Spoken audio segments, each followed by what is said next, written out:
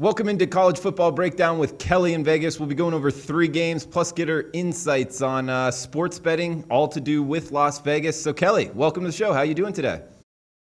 Doing good. Just wanted to give you a shout out before we got started. Congrats on placing in the top 10 in the William Hill College Football Pick'em, Drew. Thank you, Kelly. I appreciate it. And thanks for being a great proxy. All the picks for 2 years running now straight, just no problems whatsoever. So if you're needing a proxy for next year, Kelly, I can't recommend anybody better than Kelly. Kelly, is there any contest they need to know about that you proxy with before football season of next year? There are some contests around town, but really college football and NFL contests is where it's at. I know Stations Casinos does a couple out here, but it's probably not worth anybody coming out to sign up for.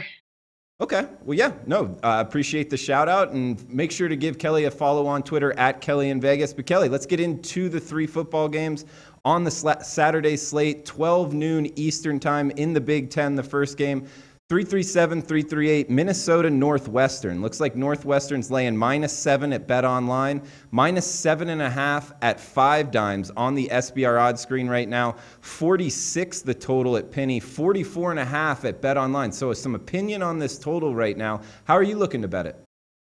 The Gophers need one more win here to be bowl eligible. While I don't know if they're actually going to pull off the upset, I really like them to keep it close. They absolutely routed Nebraska last week. Everybody who's followed me for a long time knows how much I love PJ Fleck. While his ATS record has not been as reflective at Minnesota, I think we're going to see him get the cover here. I really like Dimry Croft and their pair of explosive running backs. They kind of have this read option down, as we saw last week. Minnesota has now covered 6 of their last 8 versus Northwestern. So the Wildcats should not be surprised to see themselves go into a 4th overtime game this season. Yeah, and make sure to shop around on this one on SBR odds screen right now, because you can get that extra hooks, +7.5 at 5 Dimes right now on the Gophers. Moving on to the 7 o'clock slate, we got one in the SEC, Texas A&M versus Ole Miss on ESPN2. Looks like Ole Miss is laying 2 at 5 Dimes, 3 pretty much across the board. That's 2.5 at 5 Dimes, 69.5 the total. How you looking to bet this SEC matchup, Kelly? So, at first I wasn't really looking at this game, and then I started looking at where the big matchups are for next week. The Rebels have the Egg Bowl against Mississippi State on deck. So I started looking at A&M here, and they have the much better offense that we've seen as of last week with Nick Starkel under center. They absolutely throttled New Mexico. Not to mention here, it's really hard to back this Ole Miss team. They've only covered 4 of their last 17 games at home. I think the Aggies get the win and keep it rolling here. Yeah, I like this one too. I mean, it's kind of a mess there in Oxford. So taking Texas A&M +3 right now. And another game at 8 o'clock out west, UCLA versus USC, 417, 418 on the rotation number. This one on ABC. Looks like 71.5 the total, -16 for the Trojans. So you looking to go with the big dog on the road, I guess just across town, or are you looking to lay it with the Trojans, Kelly? You know what? I am going to lay it with the Trojans. While I do think it's kind of the square side, I do not care. It has been an absolutely brutal year for the Bruins. USC was overhyped to start the season, but I think they've kind of been brought down to real life. They're starting to play to their current potential. They've covered their last 3 games. I think it's a good time for Sam Darnold and those guys to exploit a really bad defense. And I think that after a big win over their rivals, they can make a case for a good bowl game. All right, so Trojans. Looks like taking the Trojans -16, A&M +3, and Minnesota +7 in the hook for Kelly this week. Last week she went 2-1. She called the Mississippi State, keeping it closer than the odds makers expected. Also the Auburn Tigers winning outright against the former #1 team in the nation. So hats off to you, Kelly, on last week's picks. Make sure to follow Kelly on Twitter at KellyInVegas. A great follow on Twitter. And Kelly, you were tweeting out a bunch from the Miami Notre Dame game. How was it down there in South Florida? It was an absolutely great time up until about the end of the first quarter. No, the atmosphere was great. I was with Notre Dame fans, so they were just crushed very early on. Super fun game. Sat next to Julius Jones and his family, so I was trying to talk to his kids and stuff about where they were going to play football. Had a great time tailgating, but unfortunately for my Irish friends, they didn't get the outcome they wanted, but absolutely electric in Miami. Yeah, that's a really cool tailgating atmosphere outside of the stadium. I guess Hard Rock Stadium, it's kind of redone there. What did you think of the stadium and the tailgate atmosphere? I was there, I believe it was 2012 when K-State played Miami. It might have been 2011. And the stadium was just kind of blah. And they've really redone a lot. I actually was very impressed with how nice the stadium was. There was not a problem getting a drink, not a problem going to the bathroom, which is always a problem with the older stadiums. They've just completely redone it. Easy to get in, didn't have to wait in line for a long time. So yeah, if you get a chance to check out the old Sun Life Stadium, now the Hard Rock Stadium. It's pretty awesome. All right. And I mentioned your Twitter handle a couple times at KellyInVegas, and I noticed one picture over the weekend. A guy sitting in front of you or standing in front of you wasn't wearing what's up with this picture? What happened there?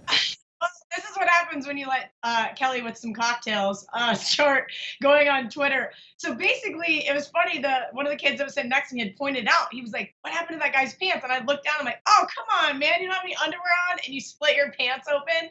And it was pretty funny. So I gave the kid $1 to tell him as we were walking out at halftime. I was like, "Can somebody tell this guy at half that maybe he needs to switch some shorts with a buddy or something?" Yeah, man, tailgating all day with no underwear. I don't know. It just sounds like a mess sitting behind that guy. I'm sure he was pretty hydrated at that point in the game, huh? I mean, I was pretty hydrated, which is why I publicly embarrassed him on Twitter. But he was a nice guy, I'm sure, and I just felt kind of bad because I was just laughing. So, I mean, I was like, is this real life? Because at that point, I was drinking. Everybody else was not having a good time, so I had to entertain myself somehow. No, good stuff, Kelly. And what about college football playoff? Trying to get a little serious with what you think of, the top six, and would you have any? Do you have any disagreement with what the playoff committee put out?